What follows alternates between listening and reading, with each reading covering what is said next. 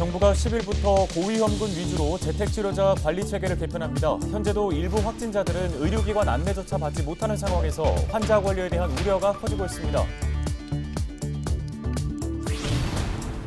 이처럼 바뀌는 재택치료자 관리 체계에 따른 문제점은 없는지 또 주의해야 할 사항 등을 전문가에 통해 직접 들어봤습니다.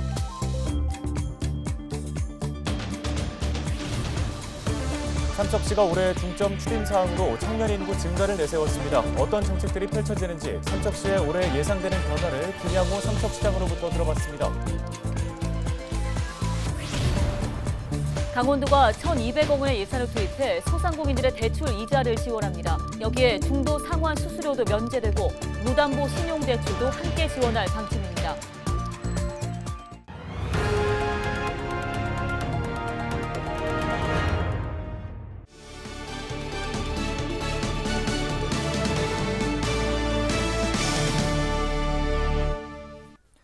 시청자 여러분 안녕하십니까? 헬로티비 뉴스입니다. 코로나19 확진자가 폭증하면서 감염자 관리에 허점이 드러나고 있습니다. 재택치료를 받고 있는 일부 확진자들이 치료 키트는커녕 의료기관 안내조차 받지 못했다는 건데요. 네, 이런 상황에서 정부가 10일부터 고위험군 위주로 재택치료자 관리 체계를 개편하기로 했습니다. 환자 관리에 대한 우려가 높아지고 있습니다. 이송미 기자가 보도합니다. 40대 A씨는 지난 7일 지역 보건소로부터 코로나19 확진 통보를 받았습니다. 일주일 동안 재택치료 관리 대상으로 분류된 겁니다. 하지만 확진된 지 이틀이 지나도록 치료 도구를 받지 못한 것은 물론 어느 병원에서 진료를 받아야 하는지 연락을 받지 못했습니다. 어떤 의료기관인지는 정확히 통보를 못 받는 연결해주겠다라고만 했었고 네. 다시 연락 준다고 했는데 그 연락 자체가 보고서도 아직 안 오고 있는 거예요. 그래서 와이프 통해가지고 이제 약을 대신 증상 마려가 사와서 먹고 있어요.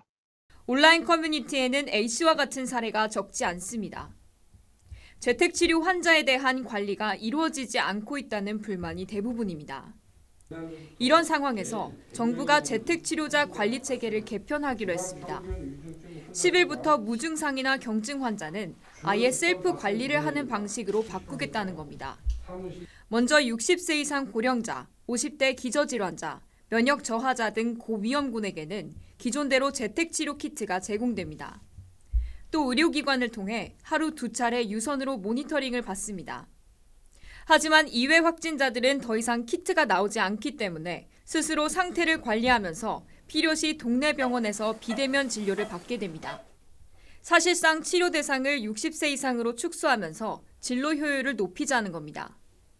문제는 50세 미만 기저질환자와 임산부, 영유아 등도 셀프 관리 대상으로 분류됐다는 겁니다. 저같이 좀 이제 젊은 사람들이나 이런 사람들은 혼자 충분히 케어가 가능할 것 같기는 해요. 근데 이게 사실 지금 현재 또 집 안에서 일단 제 방 밖을 못 나가는 상황이거든요. 임산부들은 더 그게 위험해서 좀 걱정이 될 것 같기는 해요. 경증이나 무증상 확진자들이 정기적으로 다니는 병원에서 비대면 진료를 받으면 훨씬 더 수월할 것이라는 게 방역당국의 설명입니다. 또 재택치료에 참여하는 병의원을 늘리고 자기기입식 역학조사 가이드라인 등을 배포한다고 밝혔습니다. 우선적으로는 주변의 호흡기 전담 클리닉 등이나 평소 다니는 동네 의원을 중심으로 전화 상담을 하시면 됩니다.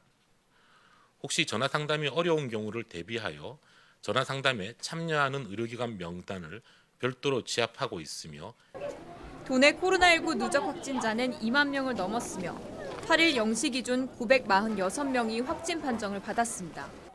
현재 도내에서 수용할 수 있는 재택치료자 규모는 2,700여 명으로 향후 확진자가 급증하면서 재택치료 관리에 대한 우려는 계속될 전망입니다.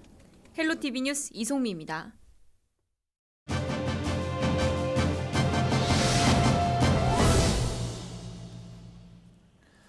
방역당국이 다시 한번 코로나 격리 치료 체계 개편을 결정했습니다. 모든 재택치료자를 대상으로 했던 유선 모니터링은 앞으로는 고위험군만 하는 등의 큰 변화가 생기는데요. 어떻게 바뀌고 또 우려되는 점은 없는지 짚어보도록 하겠습니다. 네, 순천향대 서울병원 가정의학과 유병우 교수를 연결해서 관련 이야기 나눠보겠습니다. 교수님 안녕하십니까? 네, 안녕하세요. 네, 오미크론 확산의 신규 확진자가 가파르게 증가하고 있어서 모든 재택 치료자를 관리하기가 어려워진 상황입니다. 관리 체계와 격리 방식이 먼저 어떻게 바뀌게 되는 건가요? 2월 7일 0시부터는 이런 역학조사 방식이 자가 기입식으로 바뀌면서 양성 판정 받으신 분이 스스로 어디에 동선이 있었고 누굴 만난지를 보고하고 자율적으로 주변에서 검사를 권유하는 방식이 됩니다. 그 이유는 현재 2월 9일 현재 5만 명 가까운 양성 판정 확진자가 나오는 상황에서는 실질적으로 역학조사가 어렵기 때문에 이 자율적인 방식으로 변경이 됐는데요. 일각에서는 이런 자율적인 역학조사 방식이 방역에 구멍이 되지 않은 것이냐라고 하는 그런 걱정인데 사실 그런 부담도 있지만 우리와 우리 가족 그리고 우리의 사회를 지키기 위해서 양성 판정 받으신 분들이 자율적으로 양심에 따라서 보고할 것이라 생각됩니다. 또 하나는 오늘 2월 9일 0시를 기준으로 해서 실질적으로 예방접종을 하신 분, 하지 않으신 분의 기존의 7일 또는 10일의 자가격리 기간에 대한 부분이 7일로 통일이 되는데요. 이 부분은 실제로 적은 인력으로 많은 분들을 관리하기 위해서 좀 단일화하고 효율적인 것으로 진행됩니다. 여기서 핵심은 무엇이냐고 하면 가족 구성원 중에 한 분이 양성 판정을 받았다. 그런 경우라 하면 예방접종을 받으신 분도 감시 대상이 되고 약간의 제한이 있었는데 가족 구성원 중에 한 분이 양성 판정을 받았을 때 다른 가족 구성원이 예방접종 완료자인 경우라고 하면은 PCR 음성을 받았다 하면은 실제로 사회생활에 전혀 지장이 없습니다. 2022년 2월 9일부터 방역에 큰 전환이 되는데 이런 시점에서 실질적으로 이 접종 완료자분을 통한 다른 사람에게 전파 가능성은 일부 있으나 실질적으로 모든 분들을 가족을 격리하게 되면은 우리가 자가 치료, 자가 요양을 위한 약물의 공급, 구입 등이 어려운 점도 있고 실질적으로 2월 말 정도 되면 13만에서 17만 정도의 확진자가 나올 것으로 지금 예상되는 바 이 사회 관계망의 마비 등을 막기 위해서 국가에서 새로 나온 이런 조치가 2월 9일 0시부터 시행되고 있습니다. 네, 사실상 강력한 통제는 거의 사라지는 거라고 봐야 할 것 같은데요. 만약에 일반 관리군인데 재택 치료를 하다가 갑자기 상태가 나빠지면 어떻게 해야 되는 건가요? 이 부분이 이 방역, 특히 일반 방역으로의 전환에서의 가장 큰 숙제가 될 텐데요.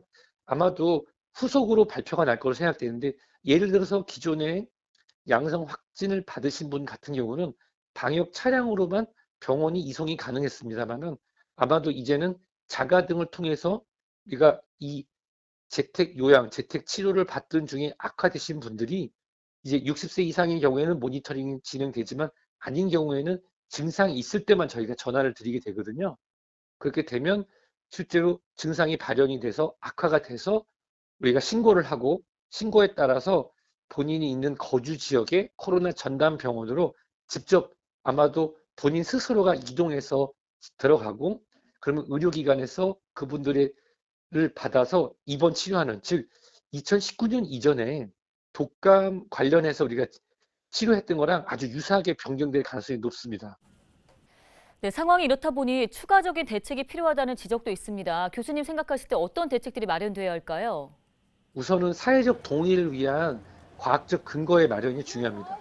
정부가 의료 전문가들과 함께 국민을 이해시킬 수 있는 이러한 과학적 근거 등을 마련해서 발표하고 서로 소통을 해서 앞으로 오미크론이 우리가 실제로 과거의 독감처럼 관리하는 수준으로 가능하다는 것을 소통할 수 있는 작업을 보이고 그 이후에 단계적인 완화를 통해서 예를 들어서 병원의 입원, 치료에 있어서의 접촉자 관리 그리고 실제로 동네 병원에 가는 데 있어서 지금도 물론 여러 가지 단계적 완화를 하고 있지만 누구나 동네 병원에서 신속항원 검사를 받고 신속항원 검사를 받은 다음에 의료진의 판단에 따라서 팍스로비드로 대표되는 이 코로나19 경구치료제를 마치 예전에 독감에 타미플루 처방하듯이 하는 그런 방안들이 후속으로 나왔을 때 진정한 이런 코로나19의 오미크론 변이의 파고를 넘어서 우리가 일상 회복의 그런 첫 단추를 낄 수 있을 거라 생각됩니다. 네, 오늘 도움 말씀 여기까지 듣겠습니다. 순천향대 서울병원 유병욱 교수였습니다.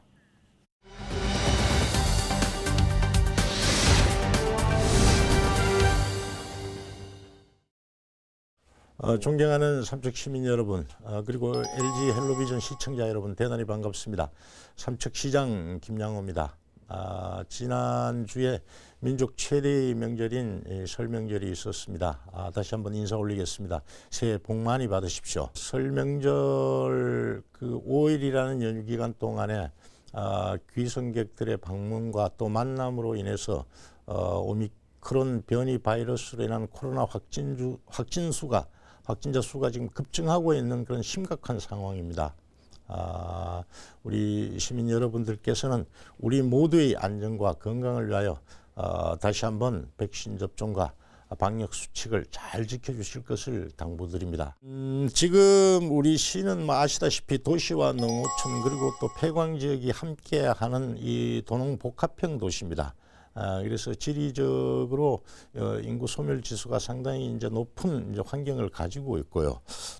여러 가지 또 인구 유입을 위해서는 양질의 어떤 교육이나 의료 인프라 그리고 또 일자리라든가 공동 주택이라든가 그리고 또 문화 생활을 할 수 있는 어떤 정주 여건 개선 등 여러 가지 요인이 있습니다만은 지금 이제 최근 2년간 인구 감소 추세를 보면은 우리 시가 좀 급격하게 감소하는 그런 요인이 있습니다. 그 요인들을 이제 분석해서 보면은 지금 코로나19로 인한 비대면 수업으로 인해서 도계 캠퍼스 같은 경우는 학생들 전원이 전입을 주소 이전을 해야지 장학금을 받을 수가 있습니다. 그래서 전체 이제 기숙사 인원들이 주소 전입을 하는데 지난 한 해 998명이 쉽게 해서 이 전출을 갔어요.